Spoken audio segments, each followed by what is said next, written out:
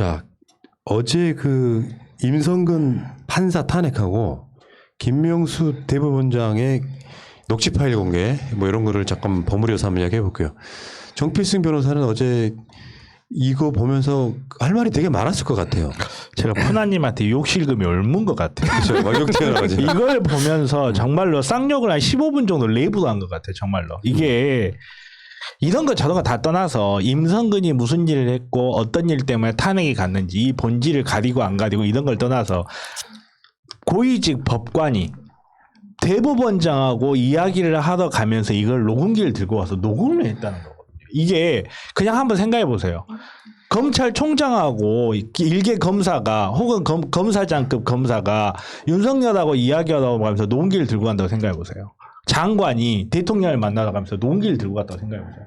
상상조차 할 수 없는 국기문란행이거든요. 이거를 고위 법관이라는 사람이 이게 어떤 문제가 있는지도 모두 그걸 그냥 공개해 버리는 거예요.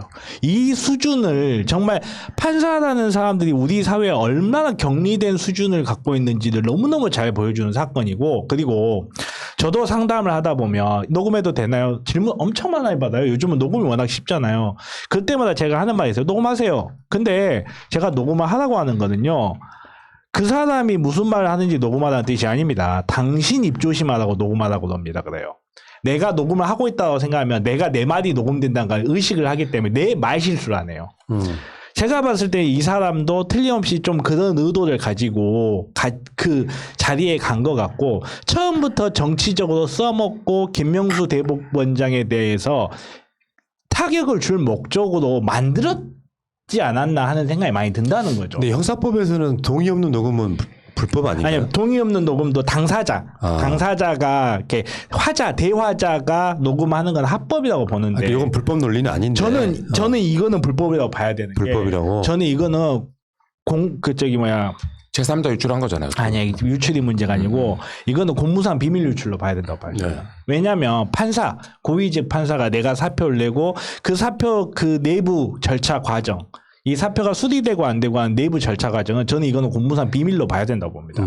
그리고 관련된 판례도 있어요. 과연 이게 당사자 임성근이라는 사람 나에 관한 인사상의 문제이기 때문에 이거를 공무상 비밀이라고 봐야 될 것이 아닌가 논란이 있을 수 있는데, 분명히 인사상 문제거든요. 어떤 공무원이 공무원의 인사 처리를 어떻게 하는 거에 관한 문제이기 때문에 요거는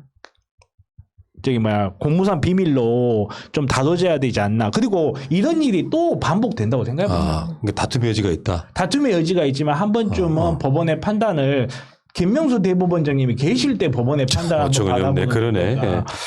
어쨌건 그 녹취 파일에 보면은 이제 뭐 여러 가지 복잡해지는 분위기가 있어요. 김명수 대법원장이 했다는 말 중에 툭 까놓고 얘기하면 지금 탄핵하자고 국회가 저렇게 설치고 있는데 내가 사표 수리했다 하면 국회에서 무슨 얘기를 듣겠냐 말이야.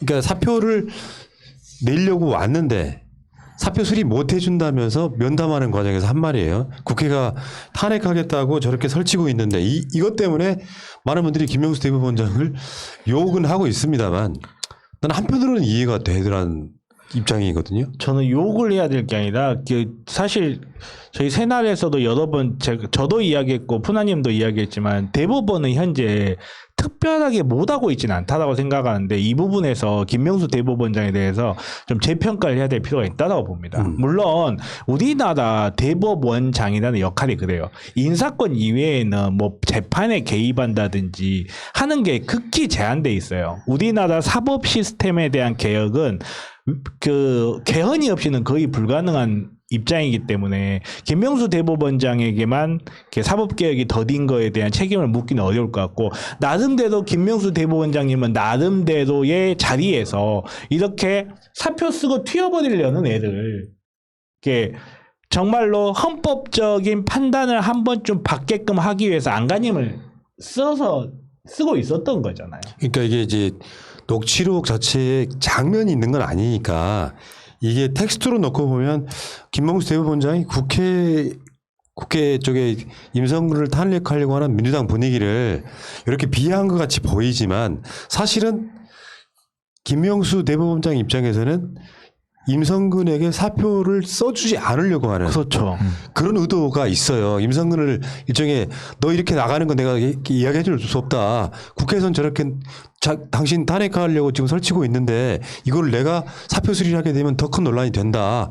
사실은 제가 봤을 때는 이분 자체가 예를 들면 너무 민주당을 편들거나 너무 사법부를 편들거나 하면 오히려 둘 다 부적격이에요. 예. 그러니까 저는 이 언어에서 설친다는 표현에 되게 꽂히면 김명수가 뭔가 이상한 데라고 느낄 수 있지만 저는 어떻게 보면 충분히 이해가 되는 워딩이었다. 아이고 두 당사자의 대화잖아요. 까마득한 후배고 내 부하는 아니지만 판사들은 독립돼 있기 때문에 한참 아래에 있는 그 판사가 와가지고 저 사표 낼래요 그랬는데 야 너는 헌법적으로 위헌적 행위를 했었기 때문에 너 같은 놈 탄핵당해야 돼. 내가 사표 못 받아줘. 이렇게 이야기하겠습니까? 그러니까 아니, 왔으니까 잘 봐야 할 거 뭐냐면 임성근이나 그런 사람들이 뭐가 문제였냐면 그 대통령의 눈치를 본 것 때문에 탄핵 당한 거잖아요. 그리고 김영수 대법원장이 문재인 대통령이 신기가 안 좋아서 내가 너에 대한 이거에 대해서 사표를 안 한다는 게 아니잖아요. 실질적으로도 보고 있으면은요, 이 탄핵될 만하는 거고 입법부에 존중하는 거예요. 정상적인 거죠. 예전에 우리나라는 어땠습니까? 계속 대통령의 눈치를 봤어요.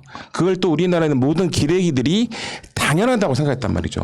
이게 지금 저도 며칠 전만 해도 김영수 대법원장이 법원장으로 역할을 못했다고 했지만 제가 이거 볼 때는 진짜 잘하고 계신다고 생각해요. 우리 사회의 리트머스지가 뭡니까? 국민의힘하고 조선일보만 보면 우리 사회의 리트머스예요. 국민의힘이 누구를 탄핵하겠다고 하는 걸 이제 보면 아, 그 사람 지켜야 되겠구나라고 생각하면 되고 조중동이 누구를 띄워주는지를 보면 아, 쟤는 잘라내면 되겠구나 이렇게 판단하면 되거든요. 예. 국민의힘이 지금 누구를 탄핵하겠다고 이야기하고 이준석 같은 하버드를 나온 애가 나와서 누구를 지금 탄핵해야 된다고 이야기하고 있는지 보시고 조선일보가 지금 누구 편을 들고 있는지 한번 보세요. 여기 지금 문 대통령이 임명했지만 대법원장, 검찰총장, 공수처장은 공정성의 생명이야. 윤석열처럼 해버리면 이건 개 양아치고요. 그 사법부 독립이라는 말 자체 어떻게 보면 대통령이 임명하는 자리이기 때문에 완벽한 공정이 가능해? 불가능하다고 봐. 이 구조는 바꿔내야 돼요. 대통령이 임명하는데도 불구하고 대통령에 반해서 대통령만 윤석열처럼 하기는 사실은 불가능하다고 보는데 문제는 저쪽이 이제 그런 프레임 만들었죠. 임성근 탄핵은 정권과 대법원장의 합작품이다 이렇게 표현하고 있거든요. 이 녹취록을 보고 해석하는 사람마다 너무나 차이가 나는 거예요, 이게. 저는 그러니까 김명수 대법원장은 형식적으로라도 중립을 지키려고 노력하는 사람이에요. 일단은. 그리고 이 임성근 탄핵에 대해서 간단히 말하면 청와대나 문재인 정부에서 언급 한 적이 없습니다. 이 박근혜 때 같으면 어땠을까요? 양승태와 박근혜가 상고법원을 인질 같은 걸로 만들어 놓고 서로 딜을 하지 않습니까? 그 과정에 나온 놈이 임성근이에요. 그러니까 문재인 정부는 임성근 탄핵에 대해서 한마디도 한 적 없습니다. 민주당은 다 아시겠지만 지도부 쪽에서는 임성근 탄핵이 부정적이었어요. 그러니까 당론으로 만들지도 못했어. 사실은 이탄 의원 등 그 소장파 의원들이 주도해서 여론에 따라서 어쩔 수 없이 끌려간 측면이 있어. 근데 뭐 임성근 탄핵은 정권하고 대법원장의 합작품이라고 억지 논리라는 거예요, 이게. 이렇게 말해놓고 청와대에서 어떤 논평이 나오길 바라는 거죠. 그 논평이 나오면 꼬투리를 잡아서 만내라고 한 거고 청와대는 여기에 대해서 논평을 할 필요가 없어요. 왜냐하면 입법부가 당연히 할 일이거든요. 사법부 대 건재고 입법부가 탄핵할 수 있는 사람이 누굽니까? 사법부 탄핵할 수 있고 행정부를 탄핵할 수 있잖아요. 이게 선박이 뭐냐면 사법부 먼저 하고 입법부에서 잘못한 사람 저기 있어요. 서초동에 있는 사람도 충분히 탄핵할 수 있다라는 모습을 민주당이 이번 기회에 제대로 보여준 것 같습니다. 이런 식으로 견제를 쭉 해줘야지. 어떤 사람들은 그런 이야기를 하는 사람도 있어요. 판사 탄핵할 수 있는데 왜 지금이냐라고 되묻는 사람들도 있지만 저는 반대로 봐야 된다고 생각해요. 지금이야말로 탄핵을 해야 될 때예요. 왜냐하면 판사들이 어떤 견제를 안 해. 사법농단을 해도 심지어 사법농단을 해도 견제를 안 하고 무죄 판결 나고 하니까 판결을 지들 마음대로 해요. 판결을 얼토당토하는 문장을 재조합해가지고 유죄 판결을 해버리고 어떤 사람들은 수십억 뇌물을 갖다 바쳐도 2년 반으로 퉁쳐버리고 어떤 사람은 무죄 때리고 어떤 사람은 16시간 12시간 가지고 징역 4년씩 때려버리고 이렇게 막 먹대로 나갈 때 이렇게 멋대어 나갈 때 판사들한테도 경고가 필요한 거예요. 너네들도 너네들이 한 행위에 대해서 책임을 질 수 있다는 사실을 상기하라. 이거를 정확하게 알려준다는 의미에서도 저는 이번 탄핵은 굉장히 사회적으로나 정치적으로 의미가 있는 것이고 사법부 길들이기 해야 하는데 사법부도 길들여야 됩니다. 사법부라고 해서 국민의 뜻에 엇나가고 민주주의 기본 원칙, 법치주의 국가의 기본 원칙에 엇나가면 길들여야죠. 뭐 망하지예요 사법부는? 예. 라고 말하는 사람이 있어요. 제가 크게 이제 다 패턴을 내가 알아. 의견을 안다 내가. 자, 어쨌든 김명수 대법원장에게 친정부적이라고 우리가 이야기하는 것은 좀 곤란하다. 원래 그런 거지. 임명권을 갖고 있긴 하지만 공정하라고 요구할 수는 있어요. 그게 맞고 다만 저쪽에서 김명수 대법원장 탄핵하자고 나오고 그 워딩 막 사법부와 행정부 또는 입법부가 합작해가지고 한 판사 탄핵했다. 이건 말도 안 되는 프레임이고 그게 국민이 넘어가는 사람도 없는 것이고요. 저는 이렇게 생각이 좀 드리고 다른 말씀 다시 한 번 더 드릴게요. 그래도 모든 사건들이 대법원으로 가면 상당히 합리적인 판결이 나옵니다. 어떻게 보면 사법부의 대법원은 그런 대로 정신은 좀 살아있는 게 아닌가. 다만 하부 조직 등에 대한 개혁은 영원한 숙제로 남을 것 같다 이런 생각해봤고요. AI, 뭐 배심 문제 이런 것들로 보충해야 되지 않을까 이런 생각해봤습니다. 그런 것 같아요. 윗물이 맑아지니까 자동적으로 아랫물도 맑아질 것 같습니다. 자, 그 이야기는 여기까지.